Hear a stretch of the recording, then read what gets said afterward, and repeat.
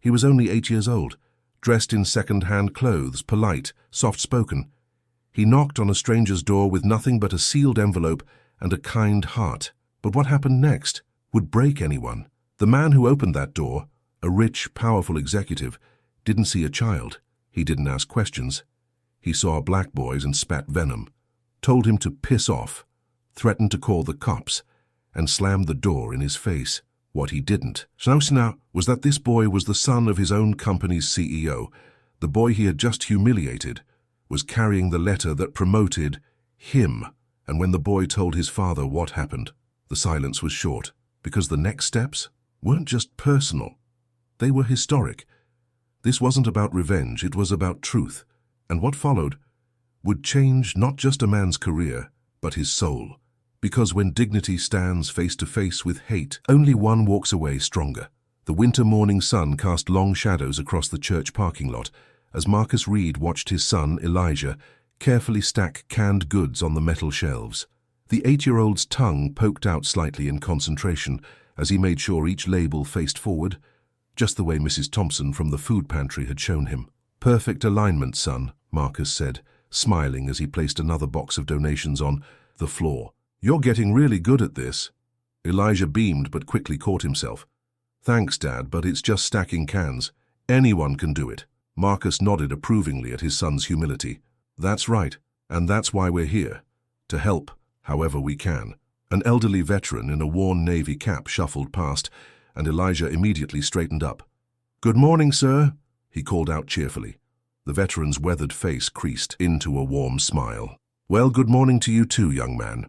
Marcus watched the interaction with quiet pride. These Saturday morning volunteer sessions had become their special routine, a time for both service and teaching.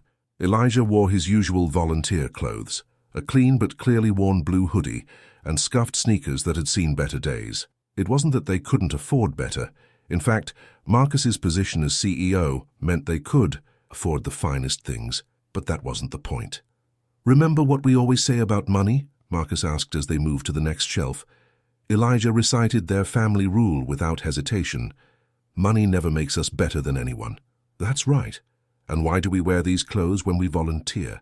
"To remember people who have less," Elijah answered softly, tugging at his hoodie sleeve. "Some kids at school laugh sometimes, but that's okay." Marcus squeezed his son's shoulder. "You're showing real strength, son. Real strength isn't about having the newest things or looking down on others." They worked steadily through the morning, greeting other volunteers, sorting donations, and helping elderly patrons carry their bags. Around 11 o'clock, Marcus's phone buzzed. He stepped aside to take the call, keeping one eye on Elijah, who was carefully writing dates on canned goods with a marker.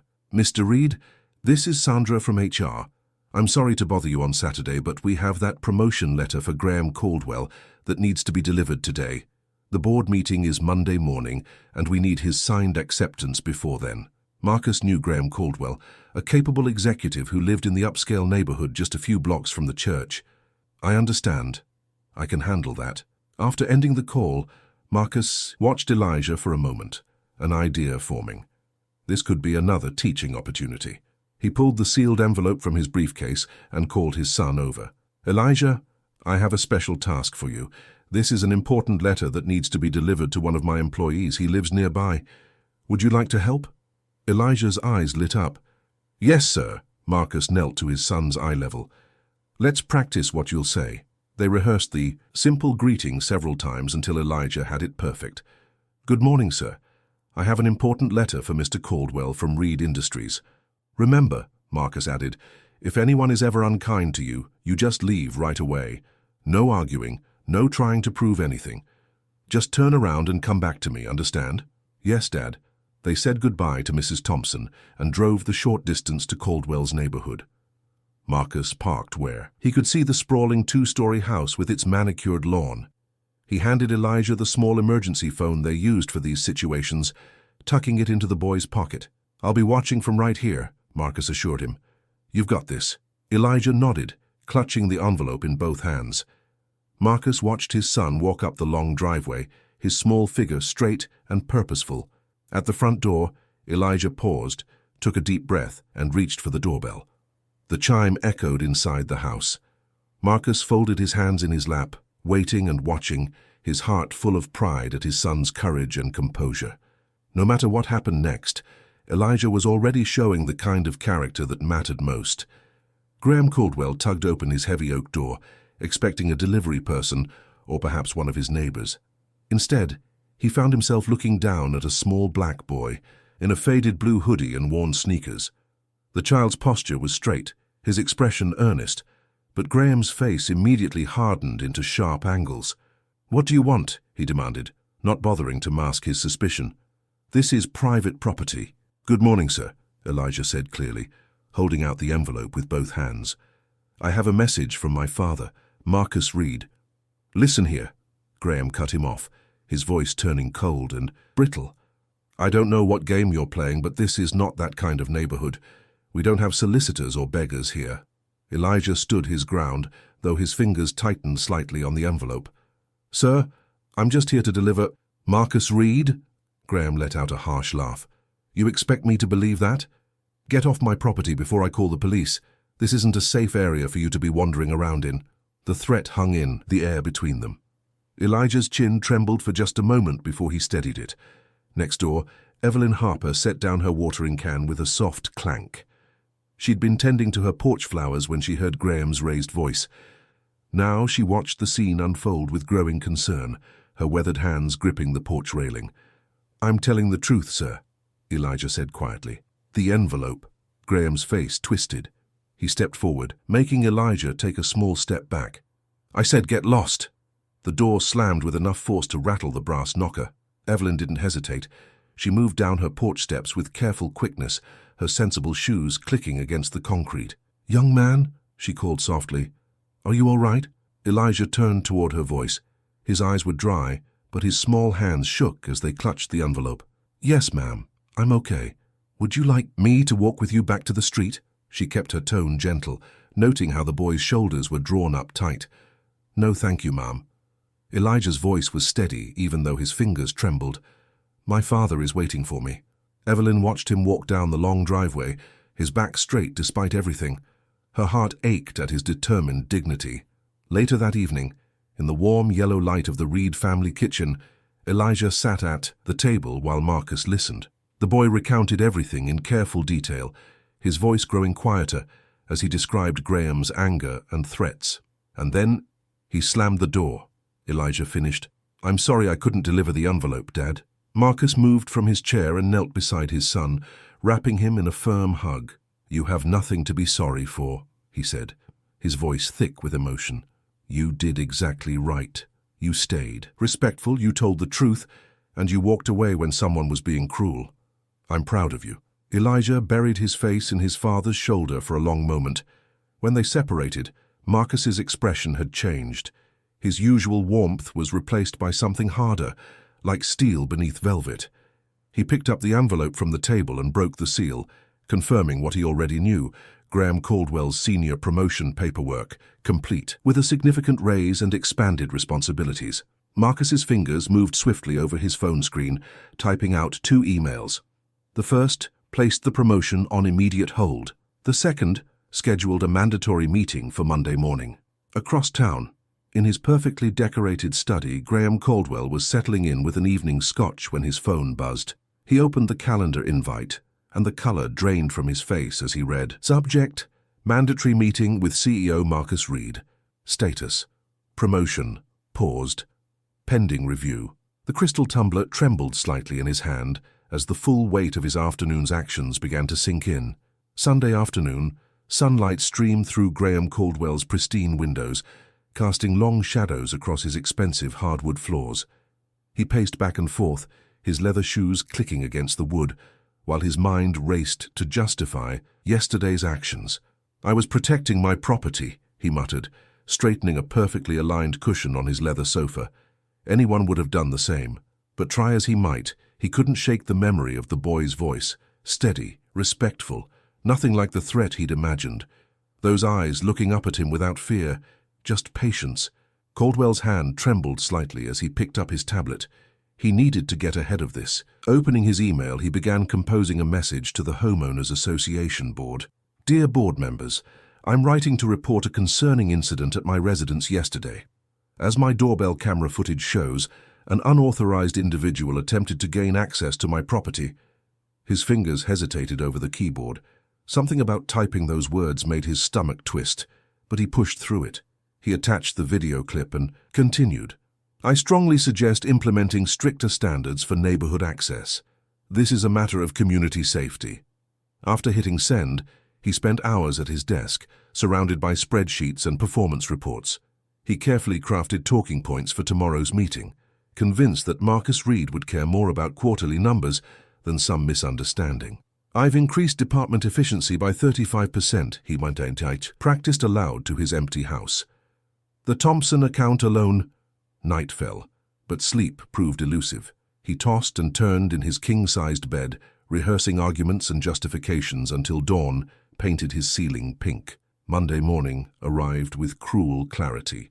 Caldwell adjusted his tie in his car's mirror before entering the corporate headquarters. The lobby's marble floors echoed under his feet as he made his way to the executive floor, ready for what he assumed would be a quick reprimand. Marcus Reed's office told its own story. Family photos mixed with industry awards, comfortable chairs arranged to welcome conversation rather than intimidate. But today, the space felt different. Marcus sat behind his desk, his posture straight but not rigid, his eyes clear and focused. Please sit down, Mr. Caldwell. The formal address wasn't lost on Graham. He lowered himself into a chair, forcing a confident smile. Marcus, I know Saturday was unfortunate. Let's be precise, Marcus interrupted, his voice quiet but firm. He placed 3 items on his desk: a printed screenshot from the doorbell camera, a transcript of the interaction, and a recent family photo showing him with Elijah. This is my son, Marcus said, tapping the photo, the child you threatened with police action for delivering your promotion letter. Caldwell's prepared speech crumbled. There's been a rise in neighborhood crime lately. I was concerned about what exactly? Marcus's question hung in the air like smoke. It was a misunderstanding. Caldwell tried again. If I'd known he was your son... Stop. Marcus held up one hand. Listen carefully to what you're saying. Would it have been acceptable to treat any other child that way? Does my position make my son more worthy of basics, respect than any other 8-year-old? Sweat prickled at Caldwell's collar. Of course not. I just meant... An apology that depends on someone's status isn't an apology, Mr. Caldwell. It's a calculation. Marcus leaned forward slightly. Here's what happens now. First, your promotion is paused indefinitely. Second, you'll complete 40 hours of community service at the Veterans Center where my son and I volunteer. Third, you will apologize to Elijah. Not here, not at my home, but in a neutral setting I choose. 40 hours? Caldwell sputtered. That's non-negotiable. Marcus's tone left no room for debate. You'll report to Mrs. Garcia at the center this Wednesday at 9 a.m. She's expecting you. Later that night, Caldwell sat alone at his kitchen table, a half-eaten dinner growing cold beside him. His laptop screen glowed with the email he'd sent to the HOA, the video, attachment icon seeming to mock him. With growing dread, he realized he'd just handed them perfect ammunition, evidence of his own behavior, freely given, waiting to be shared. The house felt enormous and empty around him. In the quiet, he could hear the truth he'd been avoiding. He hadn't just made a mistake. He'd revealed exactly who he was, and now he had to live with that reflection. His finger hovered over the delete button, but he knew it was too late. The email was sent, the video shared, the words spoken. Like ripples in a pond, he couldn't call them back.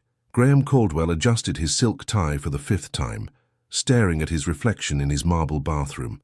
The morning light caught the silver in his hair just right, making him look distinguished, important, the kind of man who belonged in that senior position. I want to express my sincere regret for the unfortunate misunderstanding, he practiced, his voice smooth and measured. Had I known you were Marcus Reed's son... He trailed off, frowning at himself. Even to his own ears, the words sounded hollow, like closing a business deal rather than making things right. But this was how problems got solved in his world. Careful words, measured tone, move on. He pulled out his phone and typed a carefully worded message to Marcus. Would appreciate the opportunity to clear the air today. The response came quickly, laying out terms that made Caldwell's jaw clench. The Veterans Community Center, after school. Mrs. Harper would be there, and Elijah could leave whenever he wanted. Not his office, not his territory, not his rules.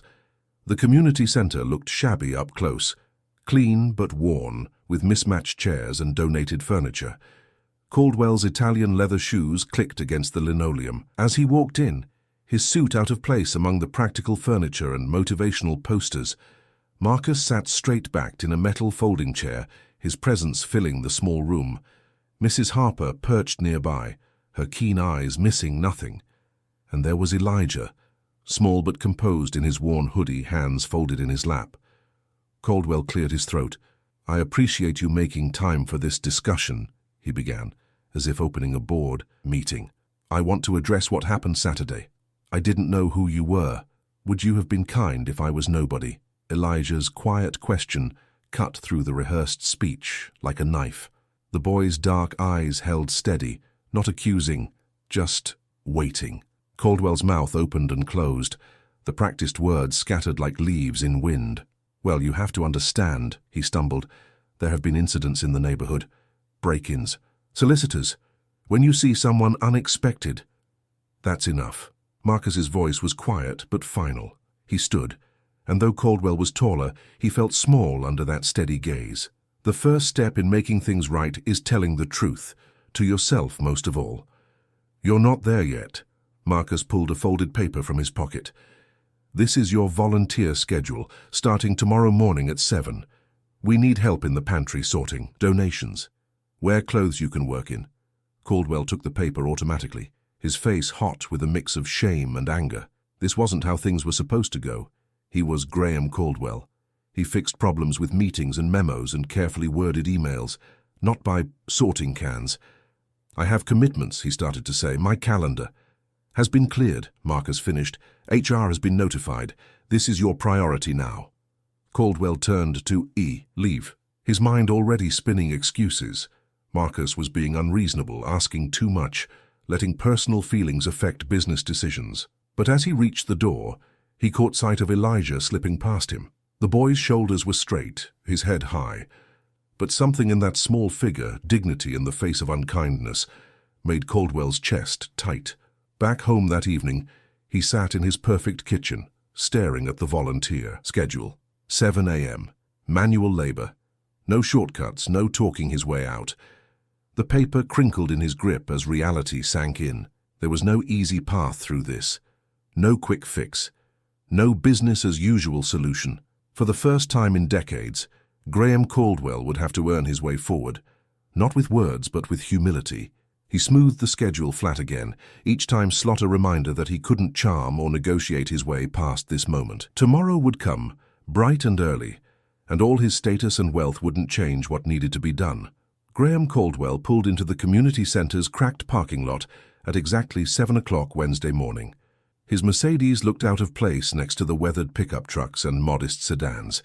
He sat there for a moment, tugging at the cotton volunteer shirt that felt like sandpaper compared to his usual silk suits. The morning air was crisp as he walked to the entrance, his Italian leather shoes clicking against the concrete. A sign above the door read, "Veterans and Families Welcome," in faded blue paint. Inside, the center's director, a stocky woman with silver hair, gave him a clipboard without ceremony. "Morning setup," she said, pointing to a list. "Tables need arranging, food deliveries coming, and the kitchen needs attention." 3 older veterans sat at a corner table, coffee cups in hand.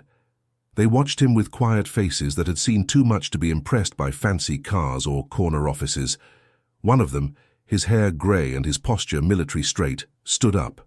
"Son," he said, walking over, "in here you're just another pair of hands, nothing more, nothing less."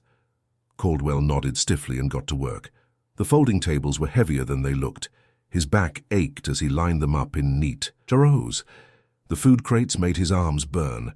In the kitchen, he scrubbed crusty pans until his manicured nails were raw. Around 10 o'clock, familiar voices drifted in from the entrance. Caldwell's stomach tightened as Marcus Reed walked in with Elijah, both carrying boxes of donated supplies. He hadn't expected them, hadn't prepared himself, but something stopped him short. Marcus, the CEO who could end his career with one word, was wearing the same volunteer shirt. Without hesitation, Marcus started unloading boxes, sorting cans and checking expiration dates, the exact tasks Caldwell had been given. Elijah worked quietly nearby, his worn sneakers squeaking on the linoleum as he helped an elderly veteran organize the bread shelf. The boy didn't look at Caldwell with anger or triumph. He simply worked, humming softly as he lined up loaves by date. Caldwell tried to keep his distance, focusing on his own tasks. But then it happened. He was carrying a large box of canned goods when the bottom split. Cans clattered across the floor, rolling in every direction. His face burned as heads turned. Before he could move, small sneakers appeared beside him. Elijah knelt down and started gathering the scattered cans, his movements quick and practiced. "It's okay, sir," Elijah said simply, stacking the cans in neat rows. "This happens. Sometimes." Caldwell froze. That "sir," spoken with such natural respect, hit him like a physical blow.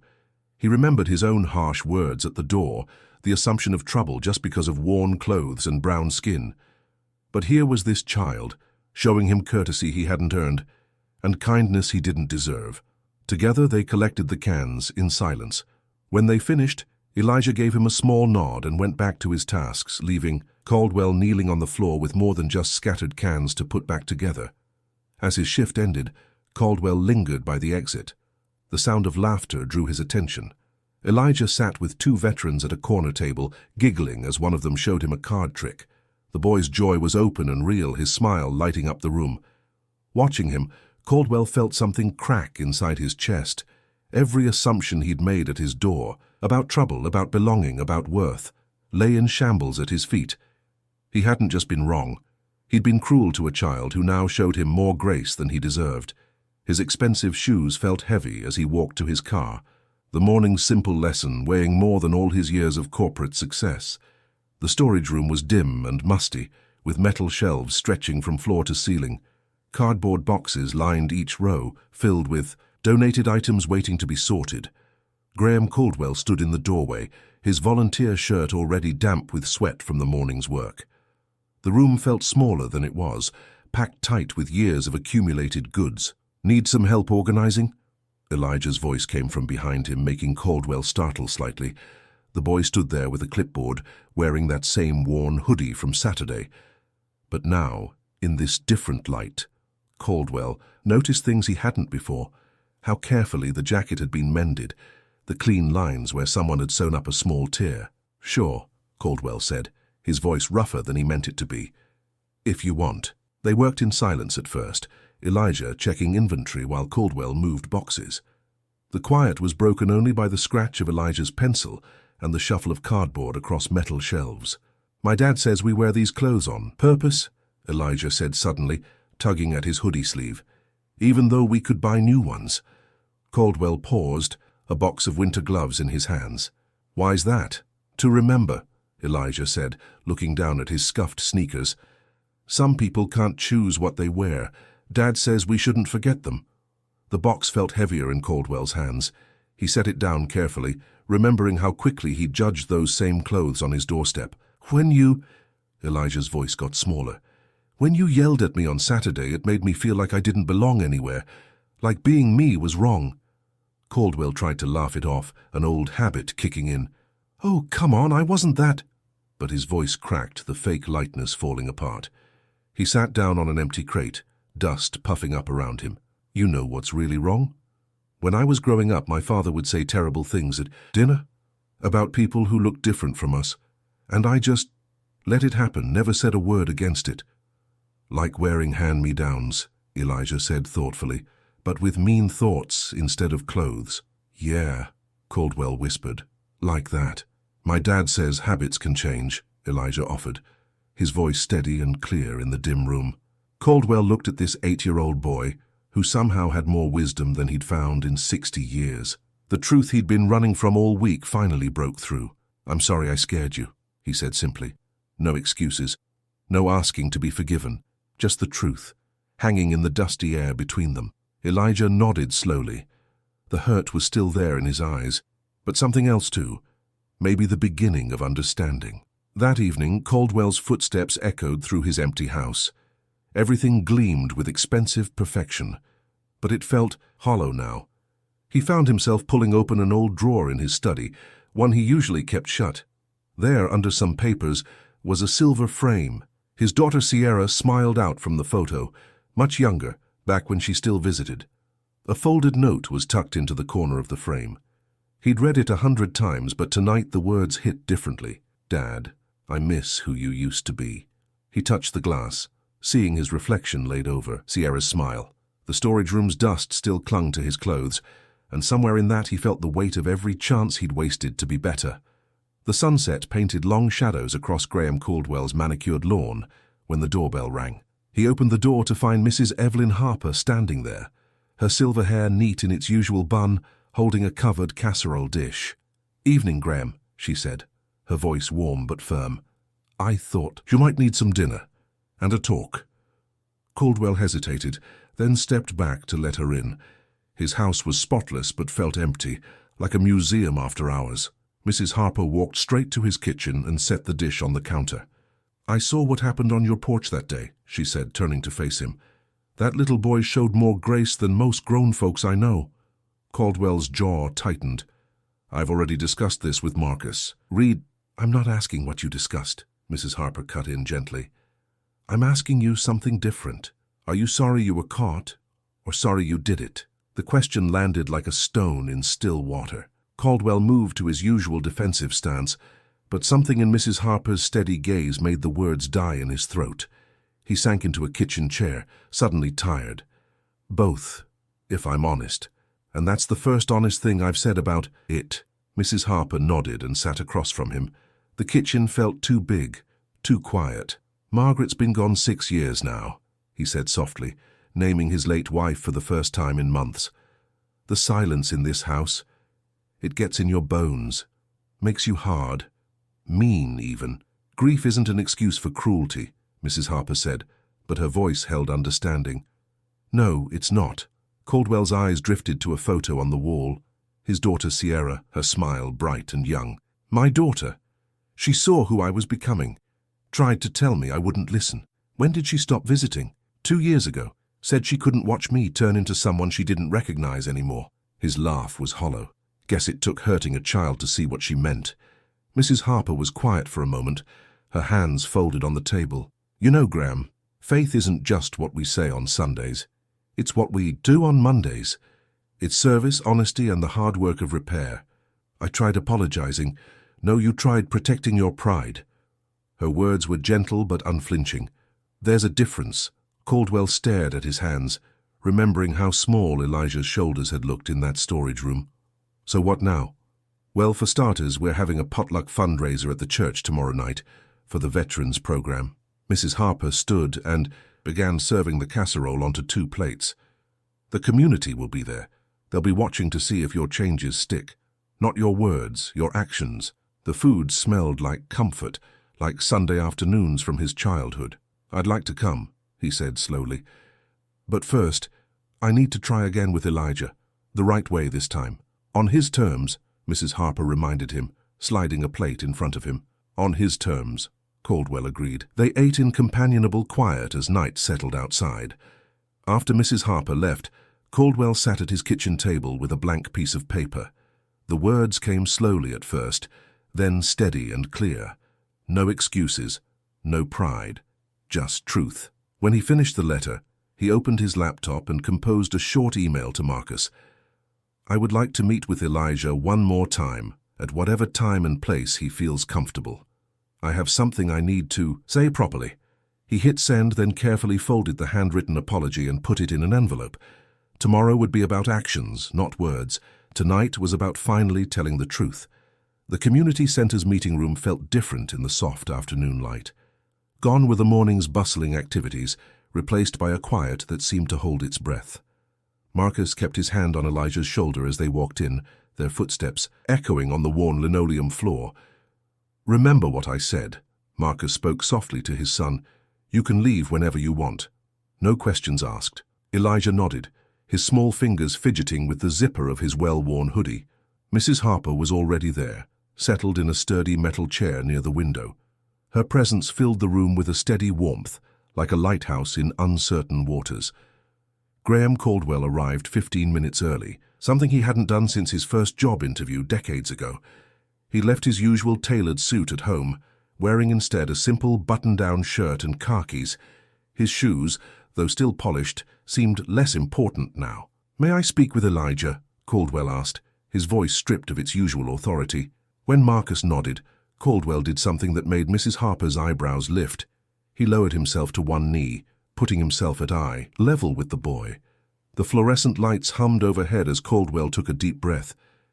"Elijah," he began, then stopped. Started again. "When you came to my door that day, I did something terrible. I judged you because of the color of your skin." His voice cracked slightly. "I judged you because your clothes weren't new and expensive. I treated you with meanness that no child, that no person should ever face." Elijah stood very still, his dark eyes serious and watchful. Behind him, Marcus remained quiet, letting his son handle this moment in his own way. "I was wrong," Caldwell said simply. He didn't rush to fill the silence that followed. Didn't try to explain or excuse. Just let those 3 words sit there, honest and bare. The tick of the wall clock seemed loud in the quiet room. Finally, Elijah spoke, his voice small but steady. "I accept your apology, Mr. Caldwell." He paused, then added with 8-year-old directness, "But it still hurts when I think about it." Caldwell nodded slowly. "That makes sense," he said. "What I did was hurtful, and those feelings don't just go away because I said sorry." Mrs. Harper made a soft sound of approval from her chair, but kept her peace. This wasn't her moment to guide. Marcus stepped forward then, his presence filling the room without effort. "Graham," he said, using Caldwell's first name deliberately, "if you want to return to a leadership role at the company, there are things that need to happen first." Caldwell stood up slowly, his knees cracking a bit. "Of course," he said, and for once there wasn't a trace of negotiation in his tone. "First, the community service hours continue," Marcus said. "Not as punishment, but as practice in seeing people as people." He held up a second finger. "You'll complete bias training, the real kind, not just checking boxes online." Caldwell nodded, accepting each point without argument. "And lastly," Marcus continued, "you'll sit down with our employees, especially those who face discrimination, and listen. No defending yourself, no explanations, just listen and learn." "I understand," Caldwell said quietly. "I'll do whatever it takes to make this right." The late afternoon sun slanted through the windows, painting long shadows across the floor. Outside they could hear the first cars arriving for the church potluck fundraiser, car doors slamming and distant voices calling hello. Caldwell glanced at his watch, then looked at Marcus. "I should go help set up for the fundraiser," he said. He turned to Elijah one last time. "Thank you for giving me a chance to apologize properly." Walking into the church's multi-purpose room 30 minutes later, Caldwell headed straight for the stack of folding chairs against the wall. He grabbed a volunteer apron from the hook by the kitchen, tying it on over his clothes. His fingers, unused to such work, fumbled slightly with the knot. The room smelled of lemon cleaner and coffee brewing. A few early arrivals watched with surprise as Caldwell, known in the community for his carefully pressed suits and polished manner, began setting up tables without being asked, his movements careful and deliberate, like someone learning a new language. The morning sun streamed through the glass walls of the conference room at Reed Enterprises, casting long shadows across the circle of chairs. Marcus had arranged them carefully. No tables to hide behind, no hierarchy in the seating. Just humans facing humans. Graham Caldwell entered precisely on time, wearing a plain navy suit without his usual power tie. The confidence that typically preceded him like a shield was nowhere to be seen. "Before we begin," Marcus addressed the group of 20 employees and veterans, "I want to thank you for being here. Today isn't about shame or punishment. It's about listening and learning." He turned to Caldwell. "Graham, your only role today is to hear. No defending, no explaining. Just listen." Caldwell nodded, his hands clasped tightly in his lap. James Thompson, a senior accountant in his 50s, spoke first. His voice carried decades of carefully managed pain. "I was 14 the first time a security guard followed me through a store. Brand new shoes my mama had saved up for, pressed shirt, didn't matter. That guard saw one thing, a black teenager who didn't belong." The room was silent, except for the soft whir of the air conditioning. "I got my CPA," Worked twice as hard as anyone else, James continued. But at my last job, I watched younger white men get promoted over me for 10 years straight. They'd say, just not the right fit for leadership. Same words, different faces. Caldwell's jaw tightened, but he kept his promise to stay silent. In James's story, he heard echoes of his own hiring decisions, the subtle ways he'd favored people who reminded him of himself. Maria Ramirez, a decorated Army veteran now working in IT, leaned forward in her chair. 3 tours in Afghanistan, she said, and I still get asked if I'm lost when I show up at veterans events. People see a Hispanic woman and assume I'm someone's wife or daughter, never the soldier. She met Caldwell's eyes directly. In meetings here, men still talk over me sometimes. They don't mean harm. They just don't see me as someone who could know more than them. The stories continued for 2 hours. Each one peeled back another layer of everyday hurts, small wounds that never quite healed. Caldwell sat still, absorbing it all. His face showed something new, not defensive anger, but the dawning horror of recognition. During a brief break, Marcus noticed Howard Chen from the board hovering by the door. The man's expensive suit and restless energy felt out of place in this raw moment of truth-telling. "Marcus," Howard whispered urgently, "the Peterson contract is wobbling. They're nervous about stability. We need Caldwell back in operations. His team's numbers are slipping without him." Marcus's voice was quiet, but firm. "The numbers will recover. Our values won't if we compromise them for convenience." "The shareholders," Howard started. "Will understand that real change takes time," Marcus finished. "We're building something stronger than quarterly results." When the session ended, Caldwell remained in his chair while others filed out.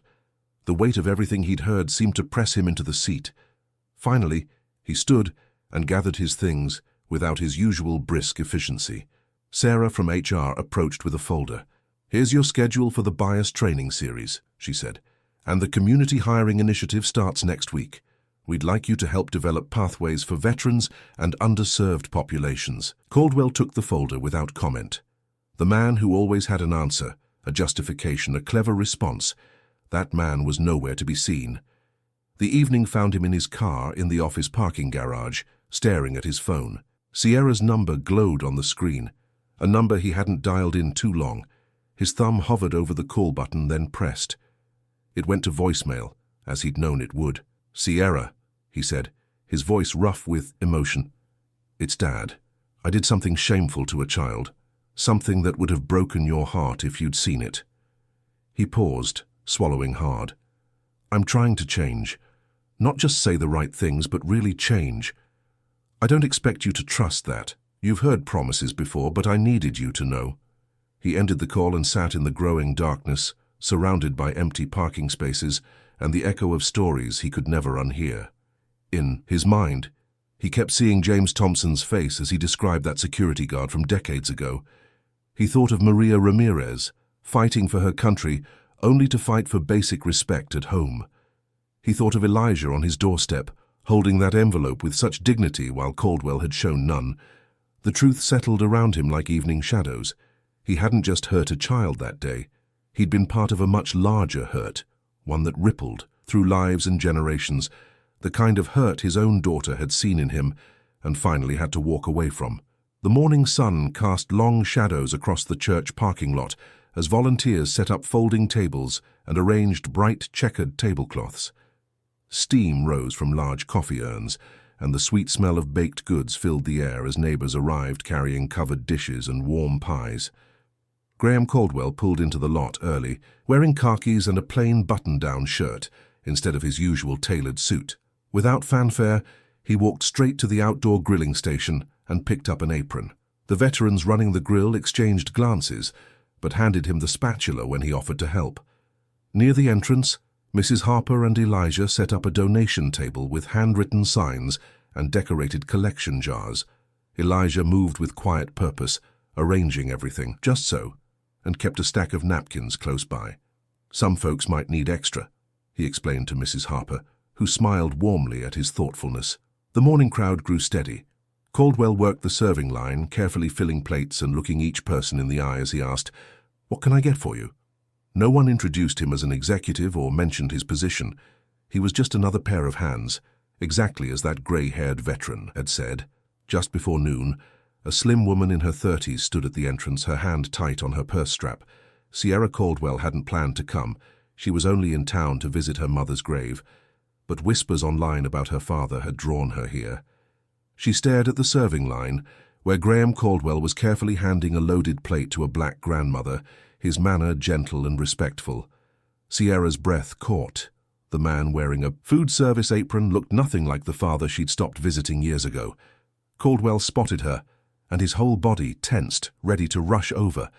But Marcus Reed, standing nearby, caught his eye and gave a subtle shake of his head. "Stay. Serve. Don't make this about you." Caldwell's shoulders relaxed. He nodded once and turned back to his task, though his hands trembled slightly as he filled the next plate.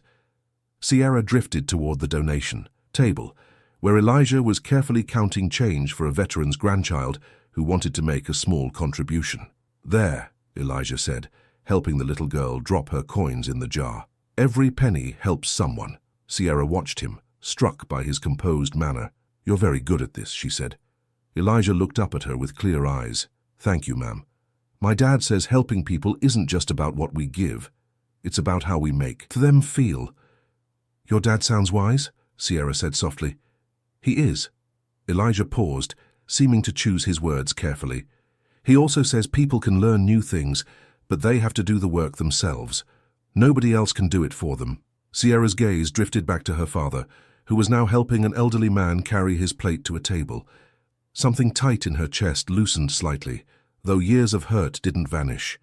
As the afternoon wound down, Sierra approached her father at the cleanup station. His sleeves were rolled up, and he was washing serving trays with the same attention he once gave to corporate spreadsheets. "Dad," she said quietly. He turned, careful not to splash water. "Sierra." His voice was rough with emotion, but he didn't reach for her or make excuses. "I can't stay long," she said. "But maybe we could get coffee tomorrow. After church?" She added quickly, "Just to talk. I'm not promising anything else." Caldwell dried his hands slowly on a dish towel. The old him would have pushed for more, would have tried to control the situation. Instead, he simply nodded. "Whatever terms you're comfortable with," he said. "I'll be there." Sierra's shoulders relaxed slightly, though wariness remained in her eyes. She turned to leave, then paused. "That little boy at the donation table," she said. "He's the one from your doorstep, isn't he?" Caldwell's face tightened with shame, but he met her gaze. "Yes." Sierra nodded once and left, her heels clicking on the pavement. Caldwell watched her go, then picked up another tray to wash. No shortcuts through humility, he reminded himself. One honest moment at a time. Near the donation table, Elijah caught Marcus's eye and smiled, a small, knowing expression that showed wisdom beyond his years. Marcus squeezed his son's shoulder, proud of the quiet strength that had helped spark change in more than one heart that day. The wooden pews of First Community Church gleamed in the soft Sunday morning light. Elijah sat between Marcus and Mrs. Harper, his small hands folded neatly in his lap. Near the back of the sanctuary, Graham Caldwell perched on the edge of his seat, looking both out of place and determined to stay. Pastor Johnson's voice carried through the hushed space. "True repentance isn't just saying sorry. It costs us something. It changes who we are." Caldwell's shoulders tensed at those words.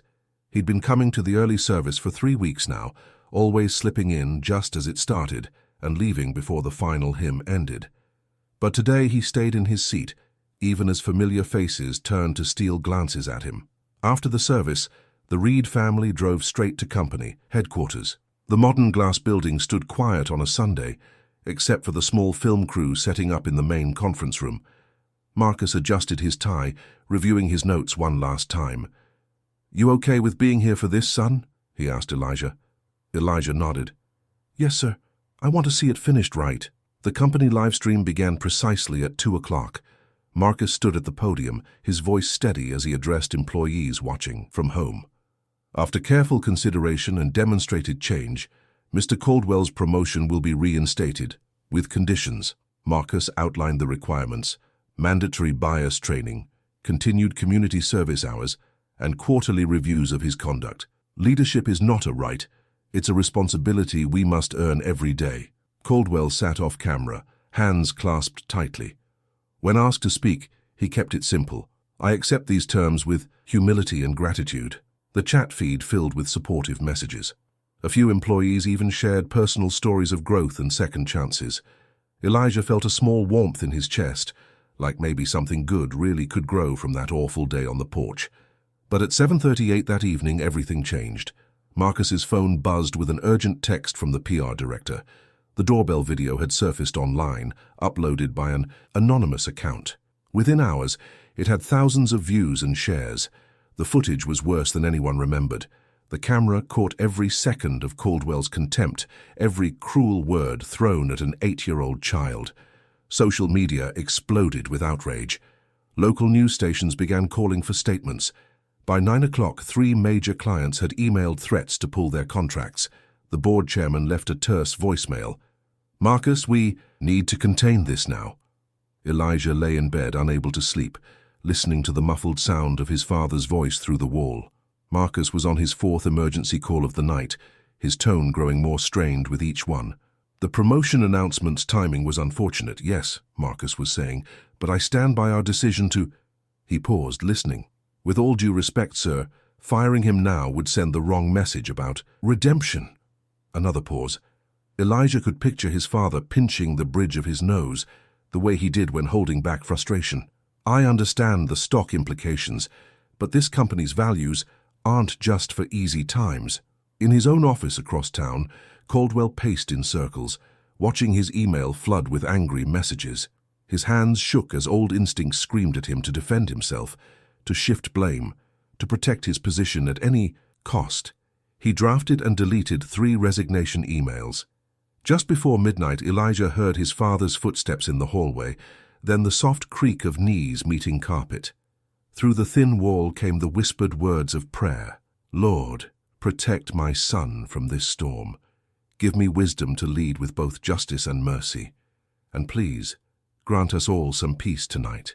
Elijah pulled his blanket tighter, watching shadows dance across his ceiling. The phone on his desk lit up with another news alert about the video, about his father's company, about that day that wouldn't stay in the past where it belonged. In the silence between his father's prayers, Elijah heard the familiar ping of social media notifications from his school's parent group. He squeezed his eyes shut, knowing tomorrow would bring whispers in the hallways, stares in the cafeteria, and questions he wasn't ready to answer. The night stretched long and dark, full of prayers and fears and decisions waiting to be made. None of them slept well, each turning over the same heavy question: what would morning bring? The morning sun peeked through the classroom windows, but it brought no warmth to Elijah's heart. He sat at his desk trying to focus on his math worksheet when he heard the whispers. "That's the boy from the video," one classmate murmured. "My dad says his dad is causing trouble," another added. Elijah's pencil pressed harder against the paper, making dark marks that he'd have to erase later. He remembered his father's words about staying calm, about being better than meanness, but his hands were shaking. During recess, 2 boys from another class cornered him near the drinking fountain. "My mom says you got that rich man in trouble on purpose," the taller one said. "Yeah, why'd you go to his house anyway?" the other chimed in. Elijah's throat felt tight. "I was just delivering a letter," he said quietly. "Liar," the first boy snapped. For the first time since that day at Caldwell's door, Elijah's brave face cracked. His eyes burned with tears he refused to let fall. Mrs. Thompson, his homeroom teacher, noticed the confrontation from across the playground. She hurried over, her sensible shoes clicking against the pavement. "Boys," she said firmly, "back to the playground now." They scattered, but their words hung in the air like smoke. Mrs. Thompson put a gentle hand on Elijah's shoulder. "Would you like to sit in the library for a bit?" she offered. Elijah nodded, not trusting his voice. In the quiet hallway, his footsteps echoed. Each step felt heavy, like carrying a weight he never asked for. The library's familiar smell of books usually made him feel safe, but today, even that couldn't chase away the hurt. Marcus arrived within 30 minutes of the school's call. He found Elijah sitting small in a big library chair, a book open but unread in his lap. "Hey, buddy," Marcus said softly. Elijah looked up, and that was all it took for the tears to finally fall. Marcus knelt beside the chair and pulled him into a hug. "Let's go somewhere that feels better," Marcus suggested. The Veterans Center was busy when they arrived. Old Jim was stacking cans with his good arm, and Miss Rosa was sorting through donated clothes. They both smiled at Elijah like any other day. No questions, no whispers, just normal. "Could use some help with these boxes," Jim called out. Elijah wiped his face and went to help. The familiar routine of lifting, sorting, and organizing helped steady his hands. Across town, Graham Caldwell's world was crumbling in a different way. His phone wouldn't stop buzzing with notifications. Reporters camped outside his house, and his email inbox filled with angry messages. "The board expects your resignation by morning," one email read. "The company can't weather this PR storm." Another, "Your position is untenable, step down gracefully." Panic clawed at his throat. Years of work, his reputation, everything he'd built, all of it balanced on the edge of ruin. An ugly thought whispered, "Blame. Marcus, call it a setup. Say he used his son to trap you." The doorbell rang. Mrs. Harper stood there with steel in her eyes and a folder in her hands. "You sent that video to the HOA," she said. Not a question, but a statement. "You recorded it. You shared it. And now you're thinking of running from it." "Evelyn, I could lose everything," he said, his voice cracking. "You mean like that boy almost lost his sense of worth on your doorstep?" The truth of it hit him like a physical blow. He sank into his armchair, head in his hands. His phone rang, Sierra's name on the screen. He answered, and her voice shook with fury. "I saw the video, Dad. All of it. This is exactly why I left. You haven't changed at all. Sierra, no excuses, not this time." The line went dead, and something in Caldwell finally broke. Not his pride. That had been crumbling for days. This was deeper, the last wall, between who he was and who he'd been pretending not to be. He opened his laptop and began to type. "My name is Graham Caldwell. The video circulating shows me treating a child with prejudice and cruelty. I am the one who recorded it. I am the one who first shared it, and I am solely responsible for my actions that day." He wrote about racism, about assumptions, about the poison of privilege. He named every ugly thing he'd done, refusing to hide behind corporate language or careful phrasing. At the end, he added, "I ask only one thing. Stop attacking the child." He showed more character in those few minutes than I had shown in years. "Direct your anger where it belongs, at me." The sun was setting when Marcus finally left his office. He'd spent hours preparing for tomorrow's board meeting, gathering evidence, building his case. In his briefcase were statements from employees, testimonials about company culture, and a clear message: principles matter more than profits. He drove past Caldwell's house on his way home and saw him still at his desk, bathed in lamplight, polishing words that would either save or sink him. But this time, they would be true words, hard words, necessary words. The company lobby buzzed with tension as camera crews adjusted their equipment and reporters shuffled into place. Morning light streamed through tall windows, casting long shadows across the polished floor. In the front row, a group of veterans sat straight-backed and watchful, their presence lending gravity to the moment. Graham Caldwell's hands trembled slightly as he gripped the sides of the podium. He wore a plain navy suit without his usual power tie or gold cufflinks. Marcus Reed stood beside him, calm and resolute in his charcoal suit, a steady presence that somehow made this harder and easier all at once. The camera's red lights blinked on. Caldwell cleared his throat and looked directly into the nearest lens. "My name is Graham Caldwell," he began, his voice steady despite his racing heart. "Last Saturday, I did something inexcusable. When an 8-year-old black boy rang my doorbell to deliver a company message, I treated him with cruelty and contempt. I judged him because of his race and his worn clothes, threatened him. I slammed my door in his face." He paused, letting the ugly truth hang in the air. That boy was Elijah Reed, our CEO's son. But that detail shouldn't matter. No child deserves what I did. The truth is, I've carried prejudice like a habit for too long, making excuses, hiding behind position and property. Cameras clicked rapidly as Caldwell continued. "I made things worse by filing a complaint with my homeowners association, which helped spread the video online. I take full responsibility for that choice, and I'm asking, no, I'm begging, the public to stop targeting this child on social media. He did nothing wrong. Direct your anger at me." Caldwell's voice cracked slightly. "I was offered a senior leadership position in this company. Today I'm stepping down from that role before anyone has to ask me to leave. If the company allows it, I'm willing to stay in a reduced position focused solely on community programs, bias training, and supervised service work. But that's not my decision to make. In the audience, Mrs. Harper dabbed at her eyes with a tissue. One of the veterans nodded slowly, respect flickering across his weathered face.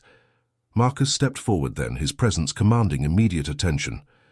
"Reed Enterprises stands with Elijah," he said firmly. "We stand against hatred in all its forms.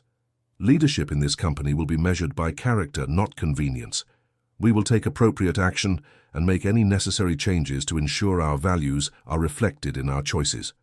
A reporter shot up her hand. "Mr. Reed, isn't it risky to keep someone who—" "My son," Marcus cut in, voice like steel wrapped in velvet, "showed more dignity at 8 years old than many show in a lifetime. We're not here to create drama. We're here to demonstrate that actions have consequences and that real change requires both accountability and opportunity." Another reporter tried to interject with a question about stock prices, but Marcus simply said, "Thank you for your time," and ended the press conference. The crowd broke into murmurs as security began ushering out the media. Caldwell stood very still, feeling stripped bare under the fluorescent lights. He watched Marcus speak quietly to the veterans, thanking them for coming. He saw Mrs. Harper give him a small nod of approval. An assistant appeared at Caldwell's elbow. "The board is gathering now, sir. They'd like you to wait in the side office until they reach a decision." Caldwell nodded mutely and followed her down the hallway. The office was small and plain, with just a desk and 2 chairs. He sat down heavily, his hands shaking as the reality of what he'd done, both the original sin and today's public confession, washed over him. Through the wall he could hear muffled voices as board members filed into the conference room.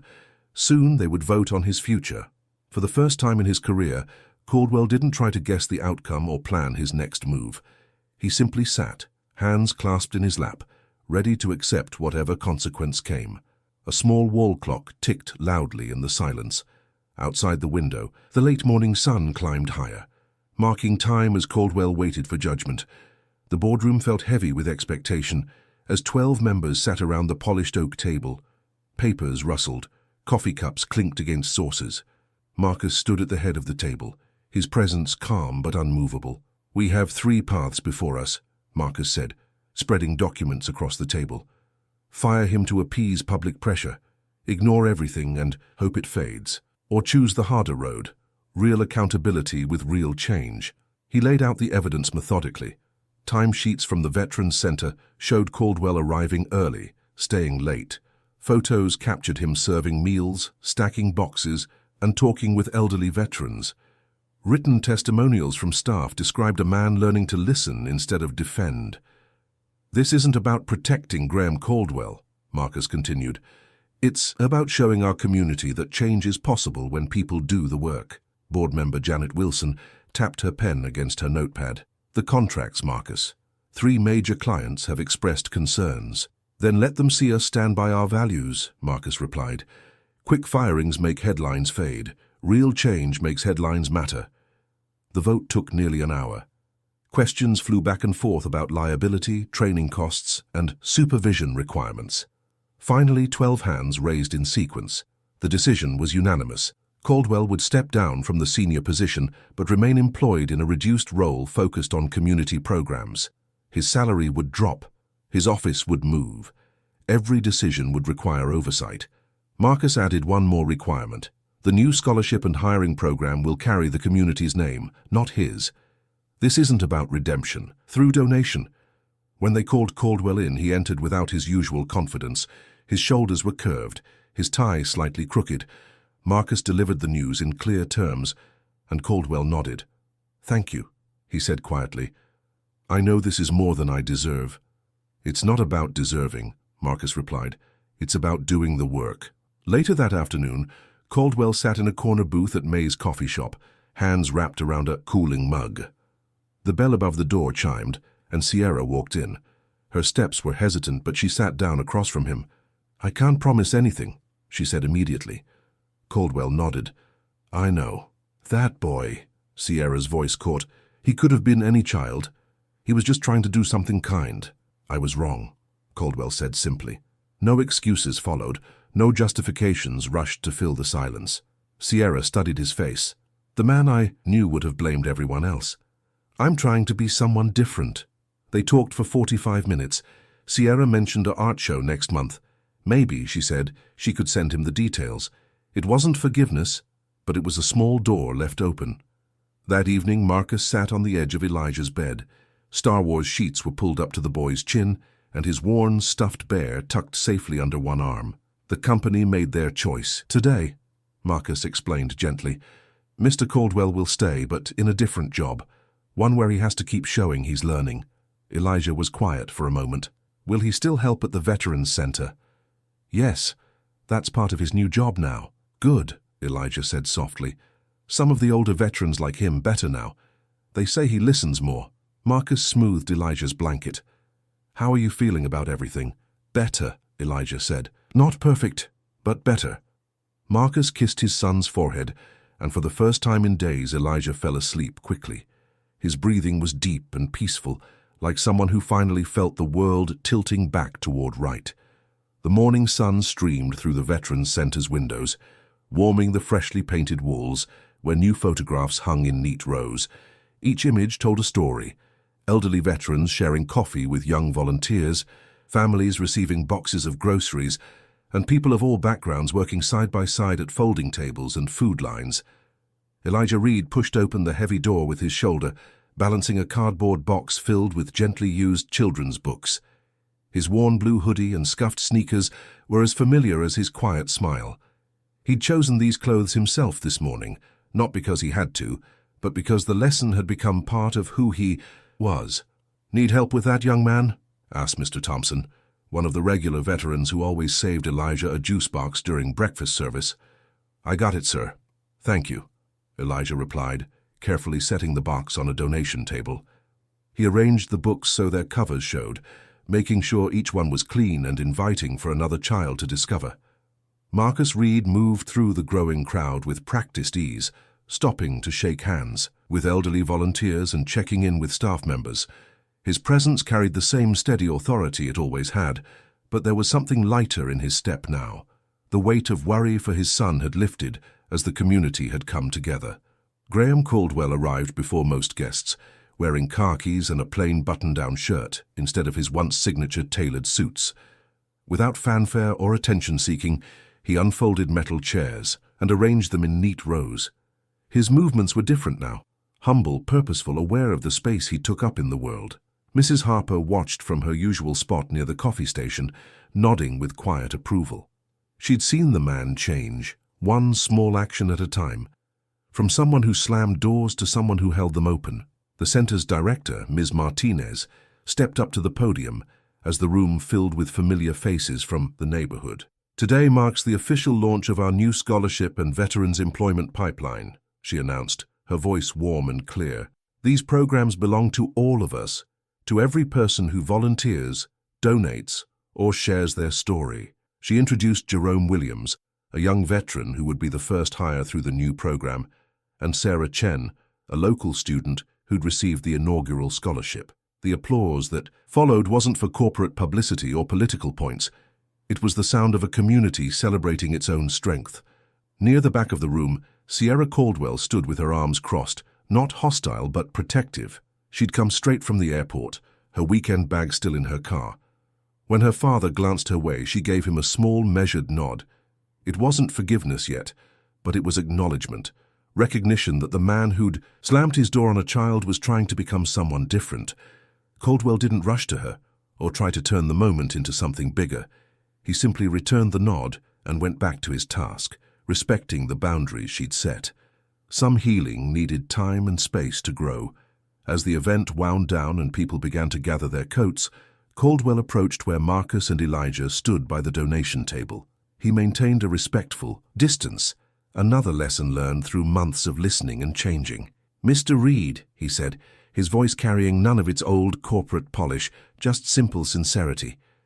"I wanted to thank you both, not for forgiveness, but for holding me accountable, for showing me what real leadership looks like." Marcus nodded, his hand resting lightly on Elijah's shoulder. The gesture spoke volumes, protective but not fearful. strong but not angry. Elijah gathered his empty box, ready to head home after a full morning of service. They walked toward the exit together, not as CEO and employee, or even as victim and perpetrator, but as three people who had lived through something difficult and chosen to build something better. At the door, Elijah stepped ahead and held it open, not because anyone had asked him to, but because that's who he was. That's who his father had raised him to be. Caldwell paused in the doorway, looking down at the boy whose dignity had never wavered, even when faced with ugliness. "Thank you, Elijah," he said softly, the words carrying the weight of months of reflection and change. He stepped through the door into the bright afternoon, his shoulders straight but not proud, carrying himself like a man who had learned that true strength often looked like humility. Behind him, the Veterans Center hummed with the quiet energy of good work being done one day at a time by people who chose to show up and serve.